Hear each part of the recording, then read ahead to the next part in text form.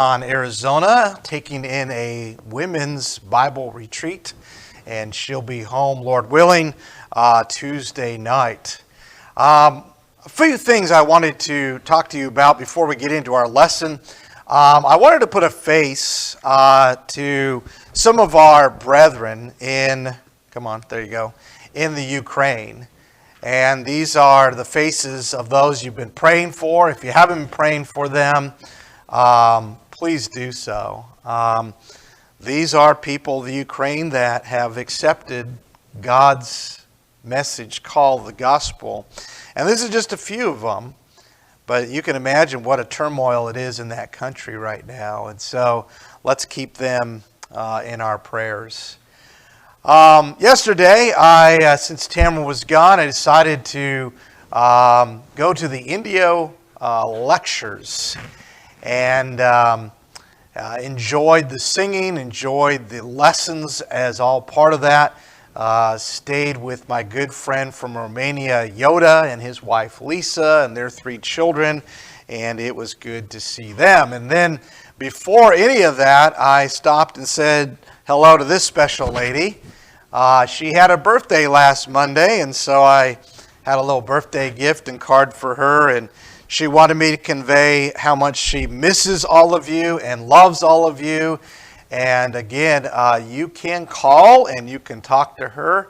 I know she's in a memory unit, but she did recognize me. She remembered a lot of things. Her mind is still very, very healthy at this point. So we're so glad for that. We want to make advantage. And if you're in the Palm Desert area, more specifically La Quinta, you can visit her. A 20, 30-minute visit really goes a long way. So happy birthday to our dear sister Sue. So this morning I wanted to do our last lesson, probably going to be our last lesson in the Gospel of John as we look at how John builds faith with these conversations with the group.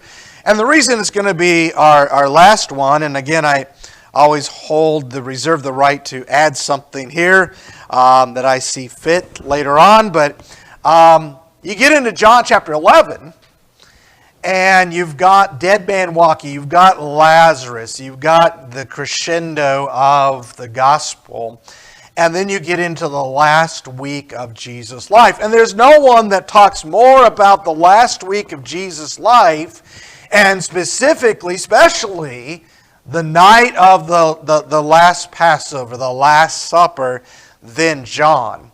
And so my intention is somewhere nearly down the road, near future, is to do a Bible class with all of you on the last week of Jesus' life. There's so much there and some great material for us. So that will be how we kind of finish up our study of the Gospel of John. So many things that John does in building faith.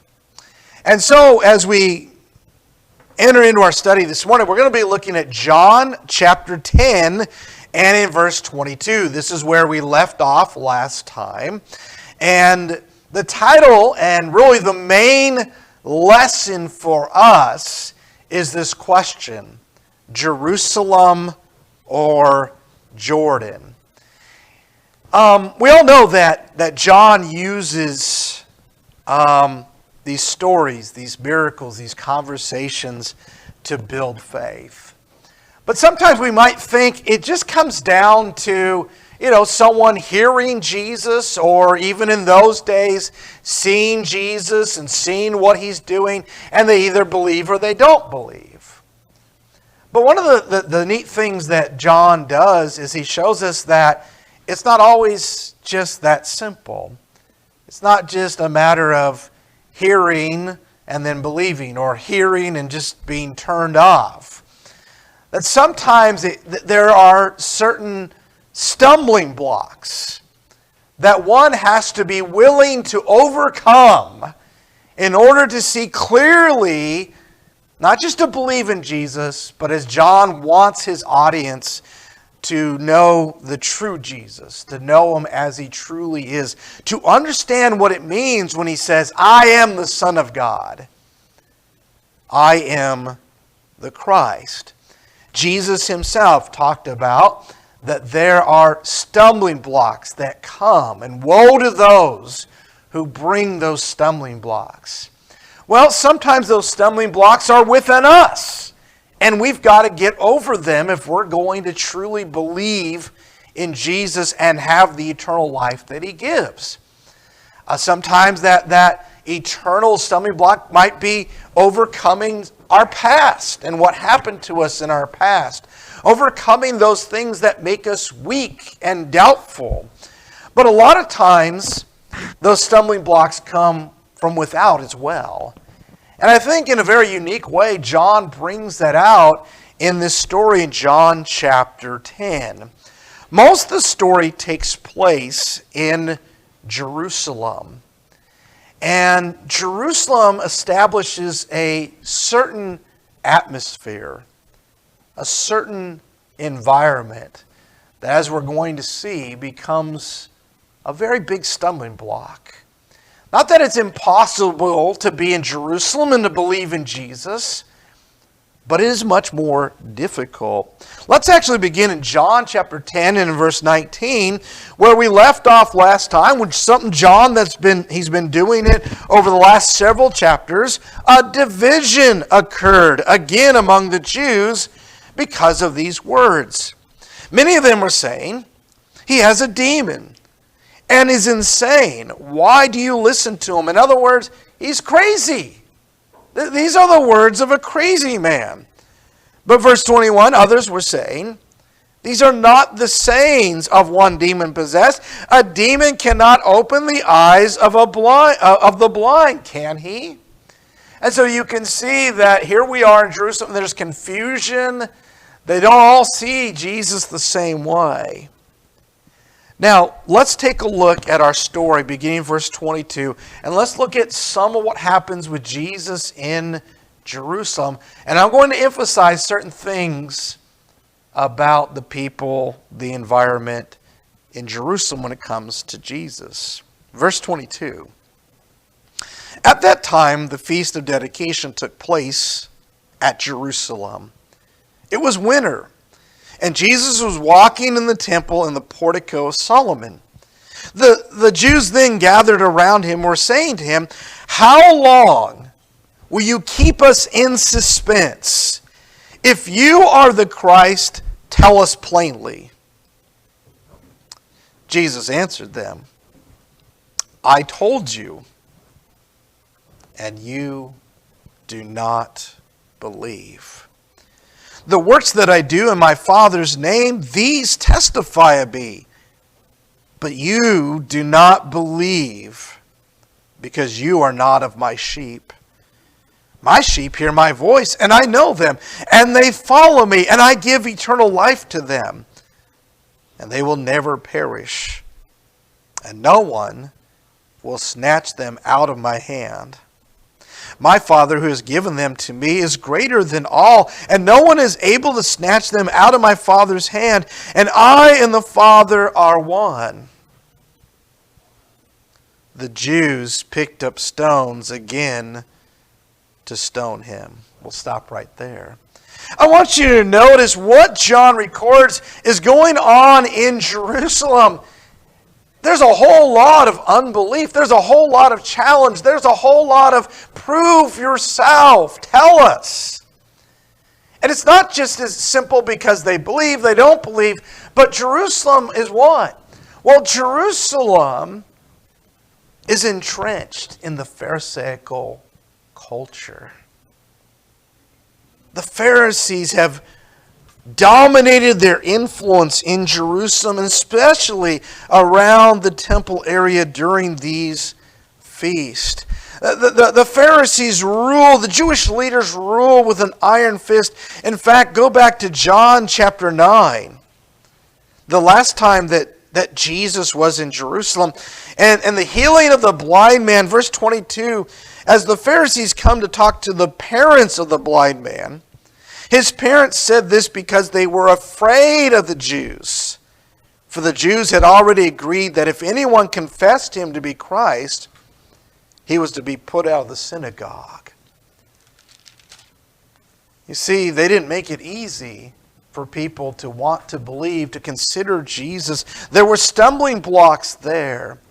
And not only that, but when we talk about Jerusalem, and Jesus came to them. The Pharisees didn't ask Jesus to come and to teach them. Jesus came to them and began teaching them. There's a very big difference. If you go somewhere like Cal State Fullerton and you set up a table and you start to try to talk to people, invite people, that's very different reaction than you're going to get if someone invites you to a certain church and says, hey, will you come over and will you teach us? Well, this is like Jesus going to Cal State Fullerton. You haven't been invited.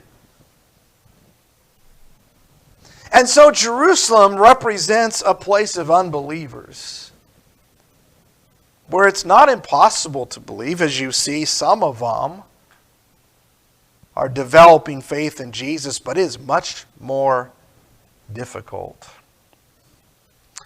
And sometimes we get challenged in our faith. Sometimes we get comfortable. Sometimes we don't accept the challenge to grow, to do more, to take leadership. We leave it to other people, sometimes because we get stuck in our own Jerusalem. But then at the end of the story, Jesus leaves Jerusalem and he goes to Jordan, the area of Jordan where John was baptizing. Look at verse 40 and notice how different this environment is then compared to Jerusalem. And he went away again beyond the Jordan, verse 40, to the place where John was baptizing. And he was staying there. Many came to him, he was staying there. And many came to him and were saying, while John performed no sign, yet everything John said about this man was true. And many believed in him there. You know, as you look at Jordan, it's very, very different than Jerusalem. There's no people living out there. There's no environment that's been established. It's quiet. There's no culture. It's kind of like people who like to go out and explore and experience nature. To go up on a high mountain and look out, or to go into a low valley where there's this beautiful stream or river and it's just quiet and you can hear the running of the water. Why do people love to just be out in the middle of nowhere? Because you get to what? Take it in as you like. You get to be yourself. You get to explore it as you want. It's very different than when you go into the hustle and bustle and the traffic of downtown. And you may not be able to get over to the left and turn left because, well, there's all these people and there's all this traffic and you just haven't gone in time. Very different in Jordan. And not only that, what's happening? People are coming to Jesus. People are coming to Jesus because they're enthralled by him. They want to know more of him. They are developing faith. They are amazed by him. And who can this be when he does these things? And so Jordan becomes a very different place. It becomes a place of believers. There's very few stumbling blocks there. And so I want us to look as we talk about this story. Think about, number one, is there a Jerusalem for you? Are there things that are in your way that you need to just reattach yourself to Jesus Christ, the love of God, and to be motivated to overcome those, to come to Jordan and to leave Jerusalem? Let me ask you as well, do you know people in your life that don't know Christ? And it's not just that they don't know Christ, they don't believe in him, but they're in Jerusalem. Can you help them to find their way to Jordan? to talk to them and to show them that they're being irrational. They're being deceived. They're stuck and entrenched in a culture of Jerusalem. So as we look at what happens in Jerusalem a little more in depth, I want us to know in verse 22, we have a new feast. It says, at that time it was the feast of dedication, and Jesus is down in Jerusalem. See, this is different because Jesus has been in Jerusalem for a long time. The last several lessons, these several conversations we've had from John 7 all the way to John chapter 10 verse 21 appear to be that this was all around the Feast of Tabernacles, that Jesus is in Jerusalem. These conversations, these miracles that he's had, like the healing of the blind man. But now it's a different feast. He's still in Jerusalem. He's still at the temple. He's at Solomon's portico, but this is a different feast. John tells us it is winter time. To us, we would say it is Christmas time. This is the feast that is known so often as Hanukkah.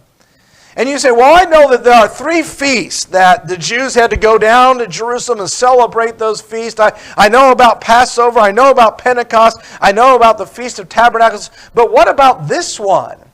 Well, this is a feast that is not in the law of Moses. This is not one of those 3.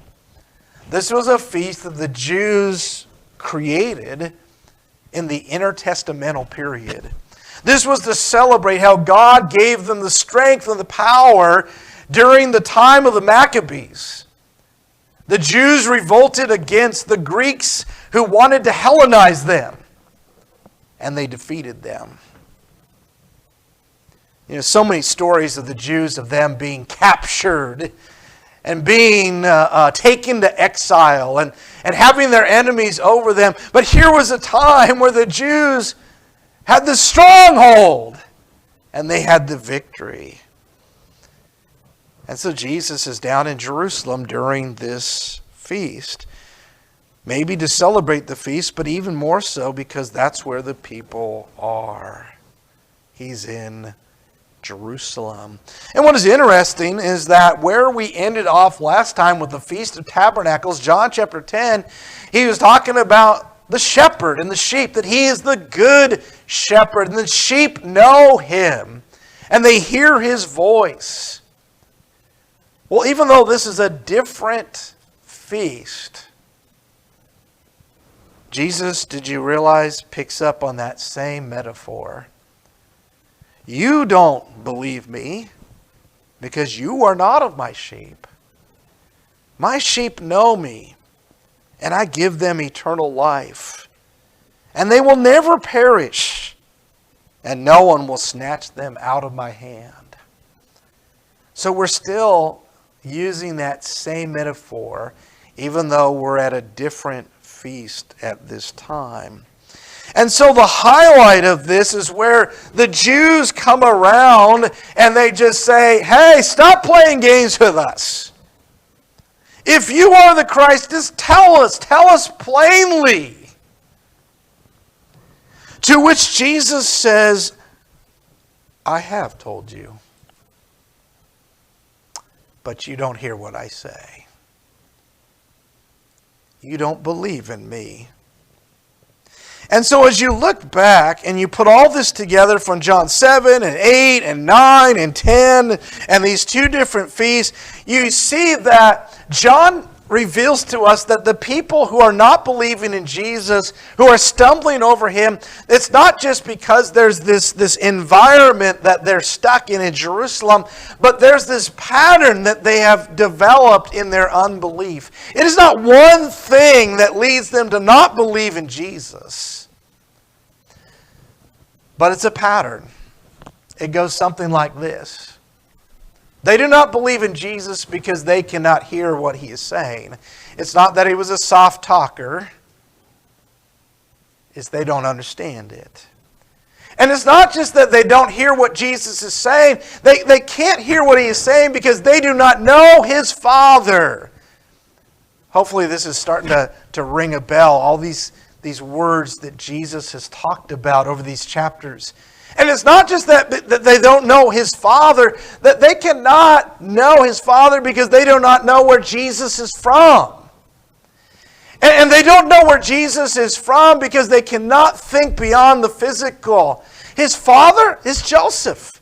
He's from Nazareth. Nothing good comes from Nazareth. There is no prophet, check the scriptures, that comes from Galilee. And that's all they can see in Jesus. And therefore, one thing leads to the other, leads to the next, and it all leads into we don't believe because we can't hear Him.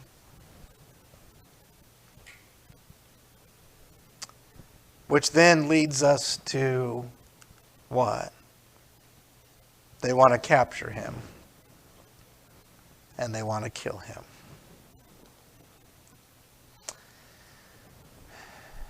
The people of the world today may not be in the exact same pattern of unbelief, but there's a pattern of unbelief. There's a pattern that we can get caught up as well. And so we talk about these patterns of unbelief. What is it for us? What is it that the first thing that leads to the second thing that leads to the third thing? And if we're in Jerusalem, it's going to be even worse. It's going to be even harder to overcome those things. But Jesus is leading us to the ultimate point of belief. So in that conversation, we get down to now chapter 10. And in verse 32, they had picked up stones to stone Him. And in verse 32, Jesus answered them, I show you many good works from the Father. From which of them are you stoning me? Now, I don't know. This is just my weird sense of humor as I read this.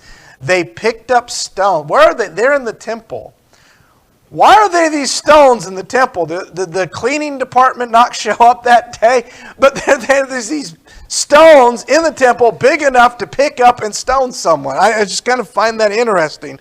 But nonetheless, He says, which of these good works, and that's where He wants us to go to, which of these good works are you stoning me? And the Jews, verse 33, answered Him, for a good work we do not stone you, unless it was on the Sabbath, right? But for blasphemy, because you, being a man, make yourself out to be God. Now, here's kind of the ironic twist. Here's what we have. We're getting close to the end. And this becomes very important because what? We want to kill Jesus. But now we got to figure out why. Now we got to figure out how we can do that legally. And we know this becomes the Jewish charge. It's not the one they're going to bring to the Romans, because the Romans aren't going to care about that. And that's kind of the ironic twist as we look at this, is that Jesus died for what He was. He was God in the flesh. He was the Son of God.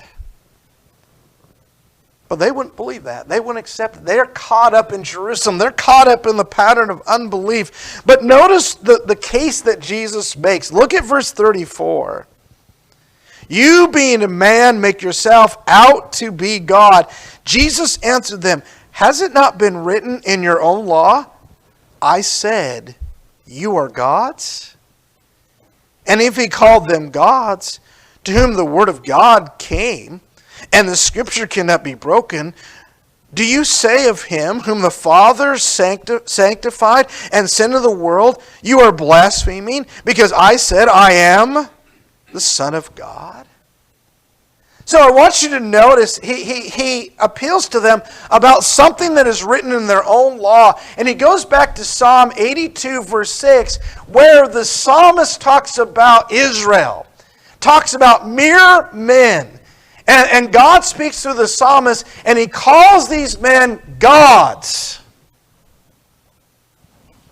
What is Jesus doing here? Well, Jesus is doing an argument. Jesus is using a teaching tool that goes from the least to the greatest. It's kind of like when they argued about Jesus breaking the Sabbath because he healed someone on the Sabbath, and then Jesus says, well, what about you? You are upset at me because I healed someone, but you will save your animal that falls in the pit, even if it's the Sabbath. You violate your own law. You don't condemn the priest, yet they work on the Sabbath. You have no problem with that. You've got no problem that David ate the sacrifice bread that was only for the priest. You don't condemn David, but you condemn me because I do good on the Sabbath. It's kind of like that. He's saying, why are you so upset if I make myself out to be God, just a mere man? Because your own law, which cannot be broken, called men gods. Why don't you have a problem with that?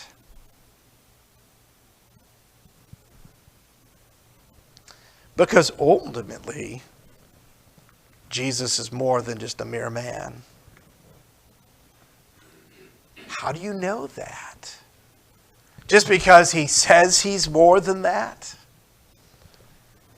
No, because of his works.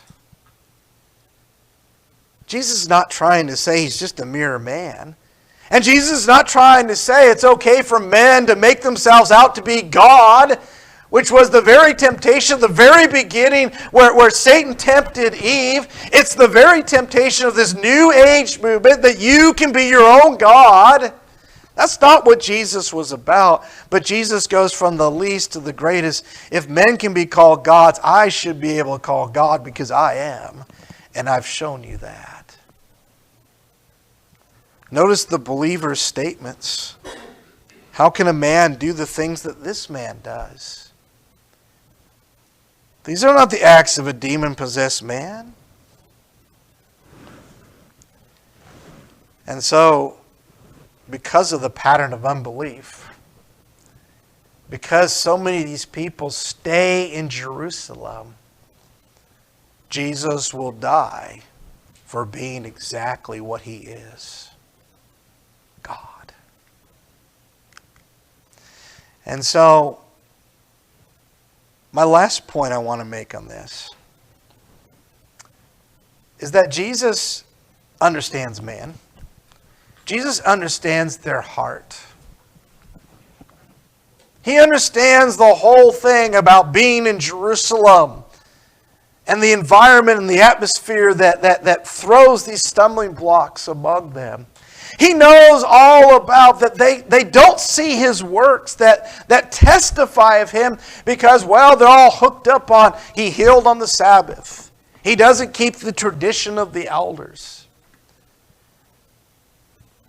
So Jesus gives them one last-ditch possibility. You can still believe in me. Even though all these things are true, even though you're stuck in this pattern of unbelief, you can still believe in me. Even though you refuse to believe because you don't want to look at my works. That stumbling block just keeps you from actually looking at that. So let's look at verse 37 and 38. If I do not do the works of my Father, he says, if I do not do the works of my Father, then don't believe in me. But if I do them, though you do not believe me, believe the works, so that you may know and understand that the Father is in me, and I in the Father. You see what Jesus says? I know you don't believe in me. I know you don't believe what I'm saying. But if you could get past all of that, if for 1 second you could just get away from the way you look at the Sabbath and that I don't line up with you and all these traditions, if you could just look at the works, that's the last thing. That's what it's all about. Let's go back up to verse 21. Look at those that are believing in him. Others were saying, these are not the sayings of one demon-possessed. A demon cannot open the eyes of a blind man, can he? What's going on? Well, you say he's demon-possessed. You say he's crazy, but I'm looking at what he does and what he says. And that doesn't sound like a crazy man. A man with a demon can't do these things. Drop down to verse 41. Many came to him and were saying, while John performed no sign, yet everything John said about this man was true. People are believing. Why? Because of the works. He says you've got to get past that pattern of unbelief. You can still believe, but you've got to get past those stumbling blocks. Just look at the works. When you look at what Jesus did, it answers all the questions, all the doubts. There's so many books that have been written from the standpoint of the atheist. The atheist says, I'm going to write a book and I'm going to prove that God doesn't exist. And so what has happened? Well, to write this book, that atheist actually had to start looking at the works, had to start looking at the evidence, had to really challenge what he was saying and what he was believing against God. And what he found out is he had no answer. And he became a believer. That's kind of what Jesus is saying. Write a book. Just look at the works. Get an answer for them. But they never could do that because of this pattern of unbelief, because they refused to open that door that Jesus could be the Christ. And so we ask this question, what about us? What about us? Well, I'm just too busy.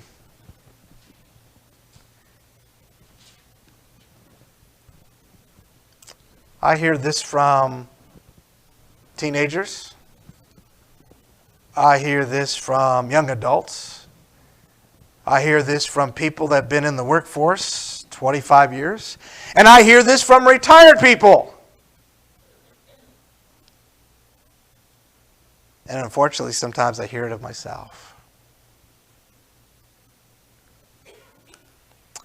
I can't become a Christian. If I became a Christian, what would that say about my father, who was such a good man, but he never was baptized? You've heard that one before. As if somehow you not being saved somehow makes that better for him. What about us? My spouse, just won't like it if I become a Christian. It's going to cause problems in my marriage, and it's just not worth it. My girlfriend might leave me.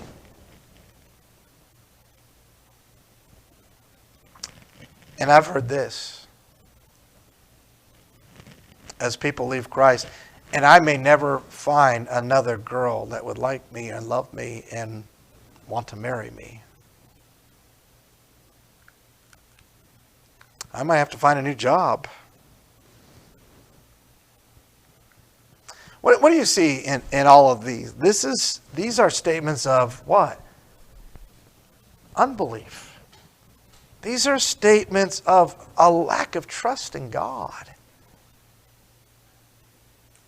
When you go to Hebrews chapter 11, do you see that those that are mentioned, Hebrews chapter 11, these great men and women of faith, do you see them as not having to sacrifice, not having to make tough decisions, not having to give up things or the possibility of giving up? No, you see that. But what's the key? They got past all of that. Moses got past his Jerusalem, which was called Pharaoh's house, to live in the harsh conditions of being a Hebrew slave. Why? Because they were looking for something greater. They were looking for something better. And as Jesus said to the people of his time, something greater than Moses is here.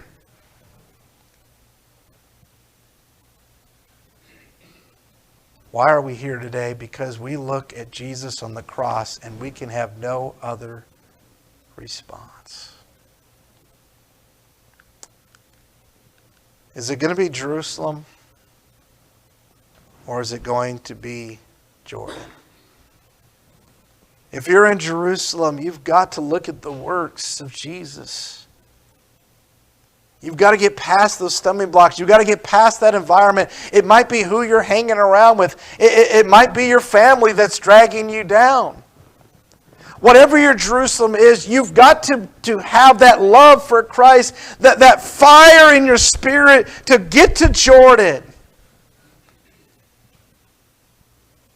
where you can say, I've never seen anyone do the things this man has done for such a lowly sinner like me. How could I not give him my life? If we can help you move from Jerusalem to Jordan, if we can help you become a believer, become a Christian, baptize you to Christ this morning, if we can help you in any way, move out of Jerusalem into Jordan this morning, as together we stand and as we sing.